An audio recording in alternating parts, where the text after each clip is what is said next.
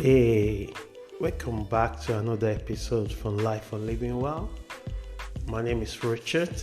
Before I dive into the topic I have for us this week, I'd like to quickly say if you'd like to know one or two things about Life for Living Well, you can surely find it out on our website at www.lifeforlivingwell. So you put everything together, lifeforlivingwell.com. If you also would like to send questions or query regarding any of the topics you add through this platform, you can also submit it through the contact me form on the website, and we'll try to get back to you as soon as possible. If you'd like to write for Life for Living Well, please send us email and we will review it and get back to you. And is there any other thing that this podcast platform have done to support you, let us know. And without taking much of your time, let's dive into the message for this week. The topic I'm bringing to you this week is what I call watch out for this sign that prove you are more successful than you think. So many people don't even notice how successful they have become over the past few years, because what is success means to them, none of what they already achieve or have in their life could be defined as success. But I'm here to let you know, even though you are not aware of it yet, that should encourage you to continue to what you are doing to achieve or make those things happen in your life. So, as we normally do, we take one inspiration individual words and then we build our topic around that word, that quote. So this week I'm taking from Walt Disney, what he put down about true success and how all your dreams can really come true. So he puts it this way: all our dreams can come true if we have the courage to pursue them. So maybe you already have the courage. Maybe you need to work on your belief that all your dreams can come true. Maybe you have the boat, but you have no idea how you could engineer this thing to manifest what you wanted to make happen. But by the end of this message, I'm hoping you will be able to see the dynamic of sign of success that are already established in your life. Different people would define success for different reasons, and there is a reason or there is a cause for that. It could be the influence of their environment or a particular cultures where they come from. It could be that culture value the clothes they put on, the shoes, the kind of cars they own. It may also be a complete perceptions, just because of people that surround them or how they were brought up. However, many people believe that material acquisitions could be the only way they can show that they are successful. And it could be money or possessions of things. Even the kind of car they own.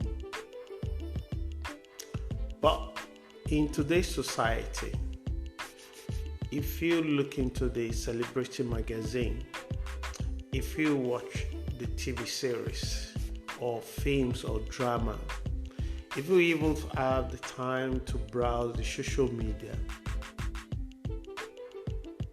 or you are fortunate enough to being invited to social event and you engage in conversation with people, you will quickly see what people put emphasis on.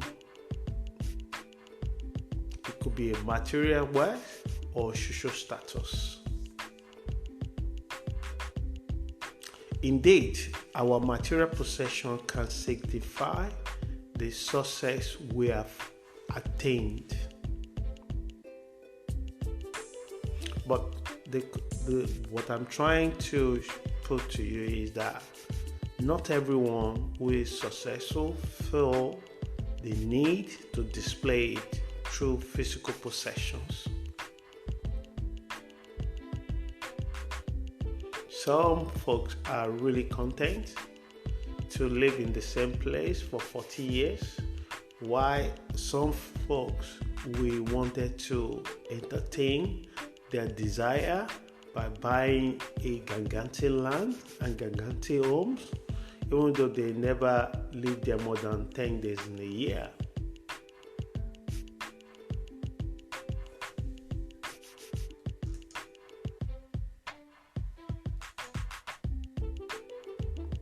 So, in reality, success itself is relative, but everyone can pay attention to the tiny micro progress and appreciate their journey and achievement.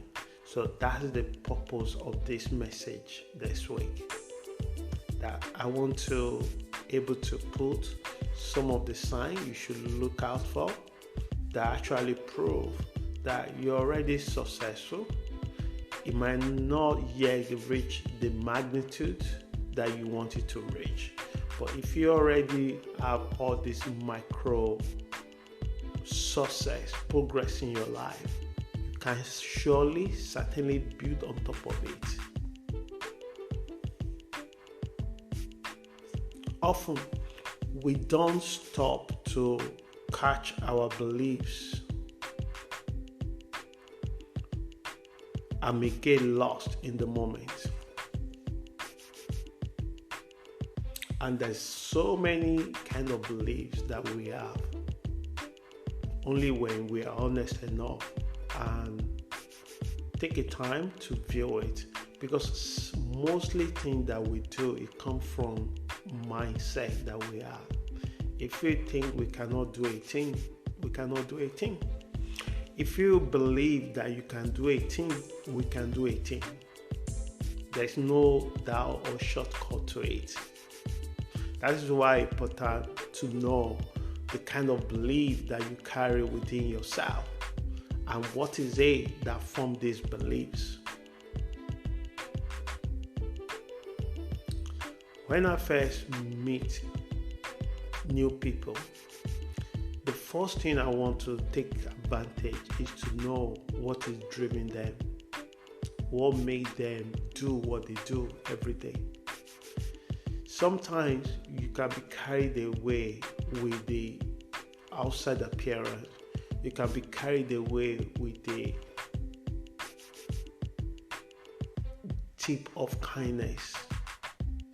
Or you can be even judgmental by the arrogance or a sense of entitlement that they present. But what you miss most of the time is the belief that so entrenched within this individual that actually making them taking some of the decisions and behavior that demonstrated in your connection with them. So it's like a car engine. You can see a driver control the steering and the gear, but is he the one that actually controlling all those things, or is the one that managing it so people say it? But the thing that actually control, have the power over the car, we don't always say it, is the engine. So it's the same like the belief that each one of us have. We have belief that really helpful, productive, engaging, growth, creativity, We also have a lot of belief that self-sabotaging, self-limitation, fear of love. We have a belief about negative belief toward mornings and not able to set the boundaries in so many parts of our lives. And these are the things that, unless you take a step back and you have a deep reflection about it, there's no way you're going to solve it. There's no way you're going to change it. You're going to continue to do the same thing. And sometimes the pride, the ego come to it, and they make it extremely difficult to change unless those behaviors have brought you to the point of self-destruction, to the point that you're really seeking for help. So, Abraham Maslow talked about the 5 hierarchies of human needs. But I just want to take out the first 2, which is standard for me. And these are basic needs.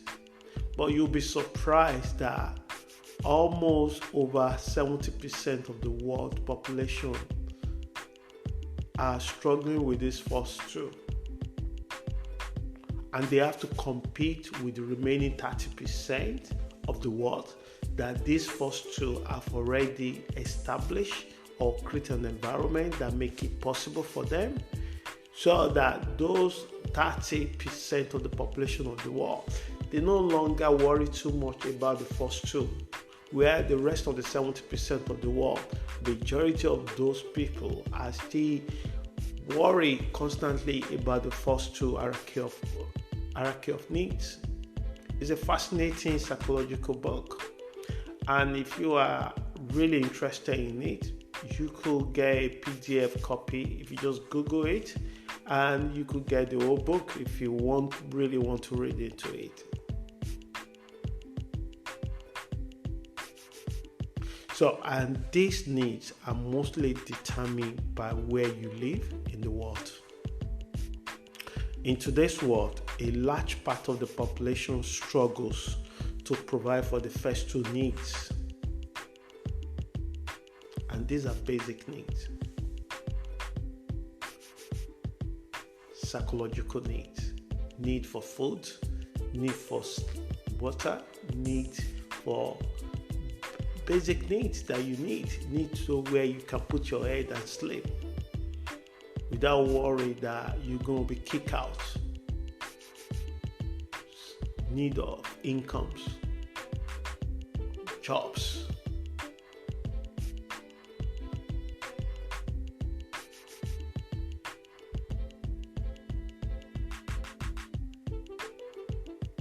So why, if privileged few have their government taking care of it or create environment that support it?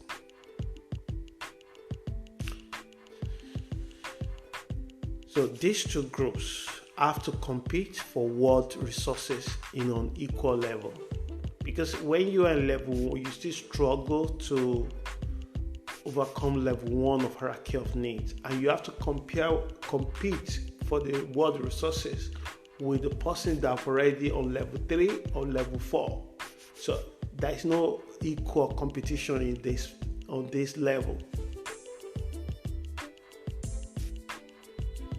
And when you as an individual are able to establish that you are, despite the fact of difficulties of the environment or how you're raised or where you are in the world, you can notice this bit of beat in your life. You're already being successful because you overcome the basic 2 hierarchy of needs that Abraham Maslow was talking about.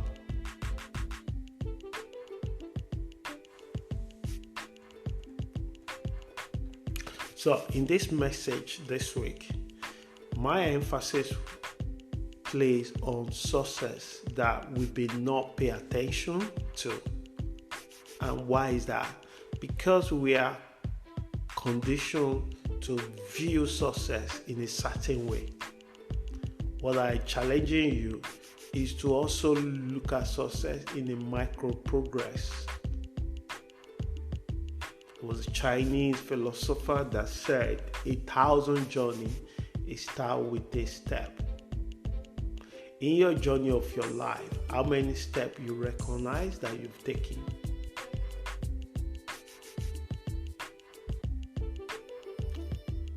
So number one sign you should be mindful of that you are successful already is accountability. We live in the world, we live in a society that people blame everyone for their problem. They blame the politicians, no doubt about it. Politicians contribute to it, but our politicians is part of us. They are people that come from us. They don't just fall down from the heaven. Our lack of money management, we blame the government for that. So, accountability. If you get to that stage in your life that you're no longer blaming your parents or things that have happened 40, 20, 50, 60 years, that is still the thing that caused the reason why you are spending more than you earn every month. If you recognize this as a challenge, what have you done to change it? Have you seek help? Have you seek training? Have you seek re-education? Have you seek reparenting yourself sometimes?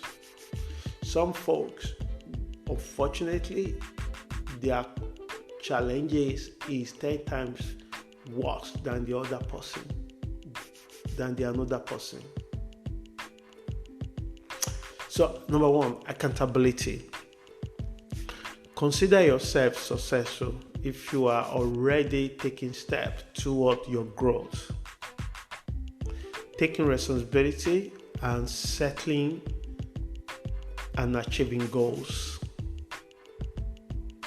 So you no longer see other people or things are the obstacle to you achieving your goals. You no longer blame your parents, government, politicians, boss, employees, spouse, children, or even friends for all troubles. You are able to see the role you play.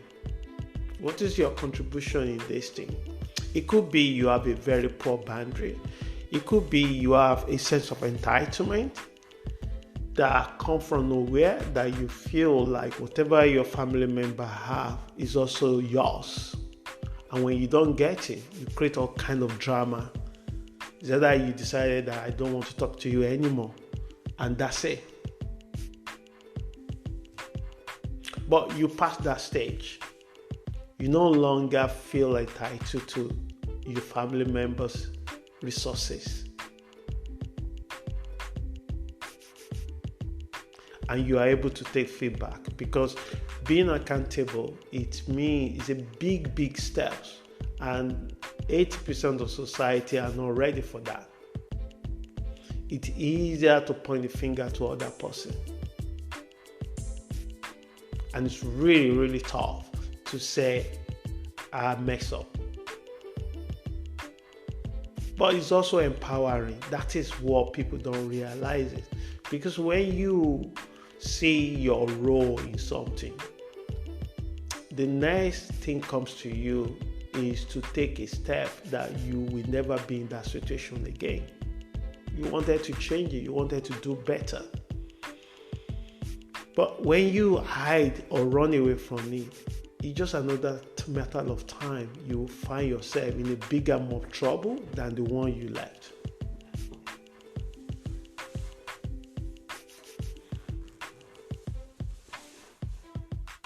So your contribution and behavior that may sabotage your progress, and you take steps to change them.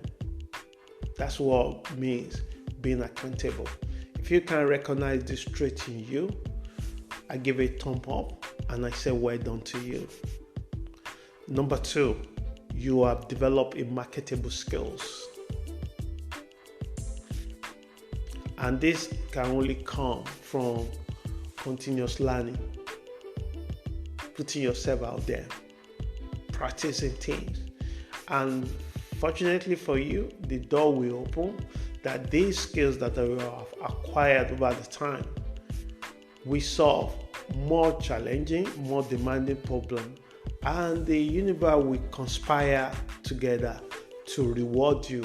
It could be through financial or social connection or social status.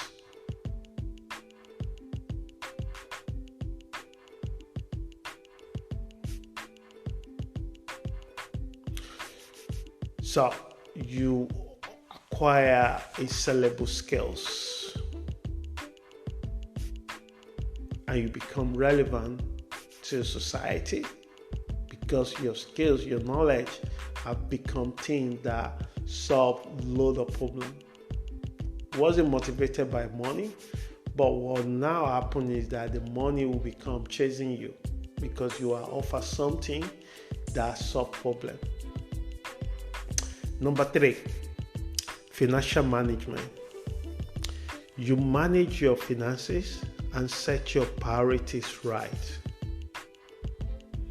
Financial education has become your personal responsibility. You know how to make money, you know how to keep money, you know how to grow money. Because when you think about it, money, in my own view, I have 3 parts. The part where you know how to make it, and the 2 other parts are the part that you know how to save it. One part, you know when you hand this money. Part number 1, you know how to spend it. So these are your needs and your wants, including your savings. And you know, part 2, you know how to save it. Part 3, you know how to invest it. And also, you managing yourself in a way that you don't spend more than what you have. And you also know that you don't let consumer debt consume you. Because it's like you are using a bowl to fetch your water, but the bowl have a lot of holes. Until you can block those holes, you are wasting your resources.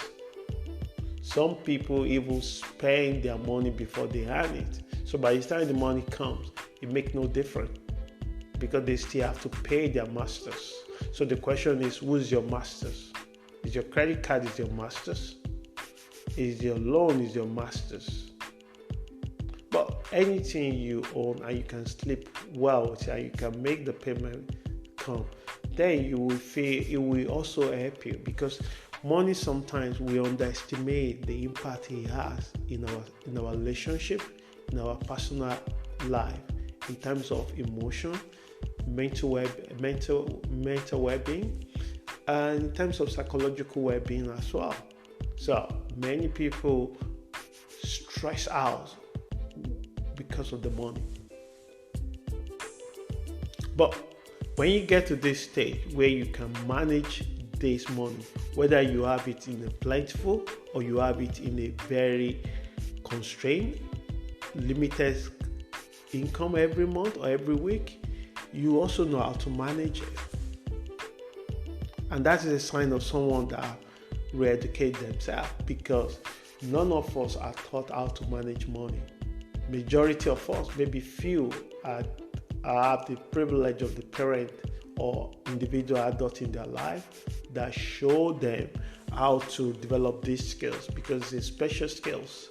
And the school, at the moment, the way the school is set up, it's not set up to engrave these skills in you. But when you become adult, becoming an adult is not necessarily mean that you are in your own place, you pay your bill. You also know how to take care of yourself one day at a time, 1 month at a time, without you becoming a burdensome to the group or society that you are. And if you require you to take a training, if you require you to go to a seminar, you are willing to do that. Number 4, goal-oriented. So, if you notice this sign, you're already successful. You know how to set a goal. You know how to set the objective. You also know the step that you need to take to make it happen. Many people have idea of what they want in their head. And most of this thing, when you listen to them, is very vague. You ask them, what do you want? I want to buy a house. Nice. What kind of house? I don't know. Where do you want to buy it? I don't know. How are you going to do it? I don't know yet. So, but setting goal is a kind of skills. Like the way you develop skill for financial management, you also need to educate yourself how to do this. You could read books, you could read an article online about setting a smart goal that is measurable. You could even have a coach or mentor that can hold you accountable to what you say you want to do. But most especially, you know that you know how to define your goals. Your goals is so specific. It's no longer vague goal. I want to earn a lot of money. This is vague. You could say, I want to be able to triple or double my income for the next 5 years. First 1 year, I would like this and that to happen. And this is what I'm going to do.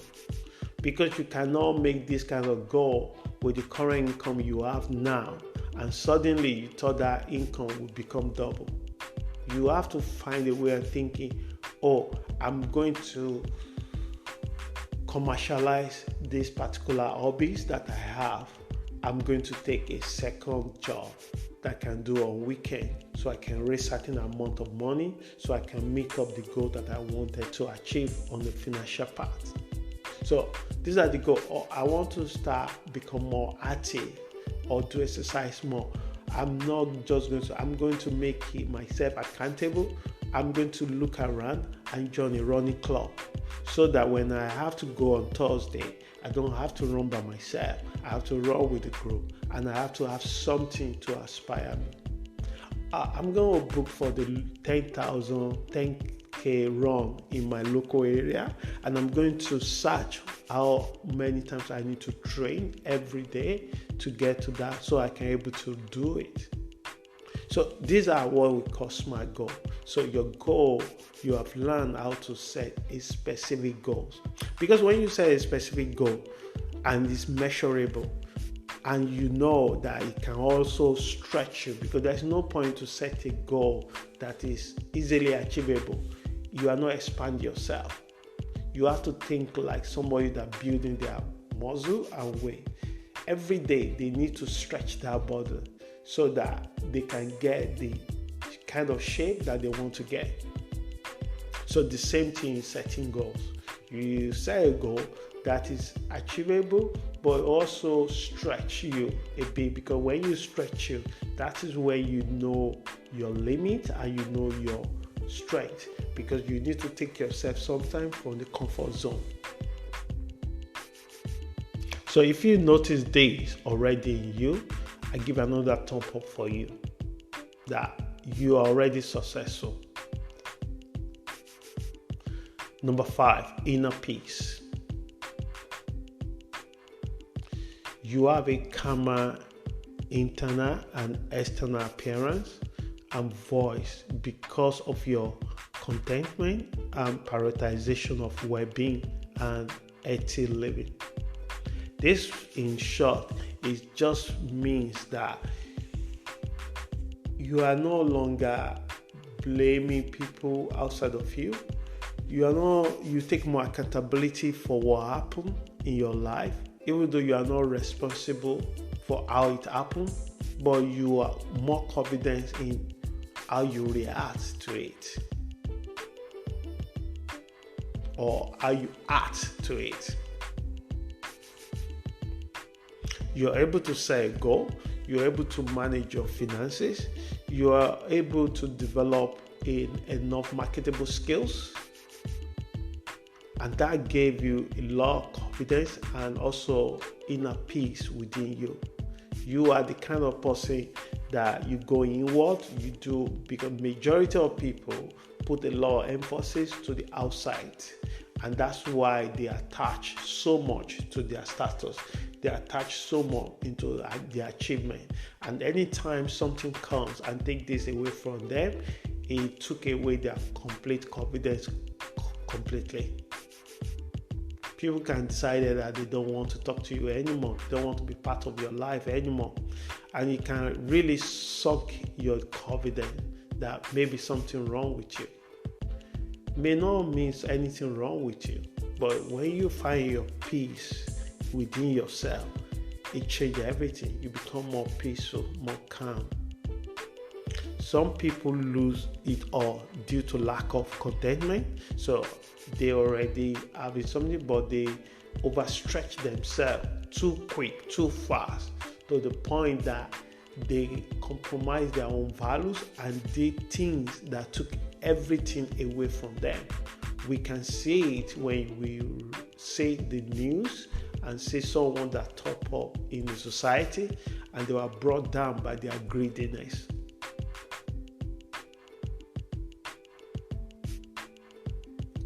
Pierre S. Box said, many people lose the small joys in the hope for big happiness. I hope that will not be your portion. Lastly, on my point is resilience. You can rise again even when setback eats you hard. So I want you to think about that. If you're a kind of person that you have come across so many life challenges and you are still standing, you are still smiling, count yourself, my thumb up for you, count yourself that you are successful. You've been divorced, or you lost somebody in the family, or you lost a job, or you changed a job, or you lost a career, or all kind of things, and you still standing, and you still smiling, and you still dancing. So my word for you today, you are successful.